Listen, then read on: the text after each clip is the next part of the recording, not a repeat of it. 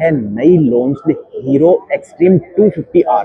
सामने की साइड में जो लुक है बाइक के काफी ज्यादा अट्रैक्टिव लग रहे हैं। सामने की साइड में अपने को एलईडी हेडलाइट के साथ साथ प्रोजेक्टर भी मिल जाता है, यूएसडी सस्पेंशन मिल जाते हैं जो गोल्डन कलर के दिए गए हैं। अभी मैं इसका पीछे से लुक आप लोगों को दिखाता हूँ। टेल सेक्शन की बात करें तो टेल सेक्शन में भी पूरा एलईडी सेटअप दिया गया है। एलईडी हेडलाइट मिल जाती है, एलईडी इंडिकेटर मिल जाते हैं और साथ ही साथ सिंगल साइड अटैचेबल वाला यहाँ पे अपने को टायर अगर मिल जाता है जिसका लुक काफी ज्यादा सही है। और जो टेल सेक्शन है आप एक बार इसकी शार्पनेस देखोगे तो भाई क्या ही शानदार लग रही है ये बाइक।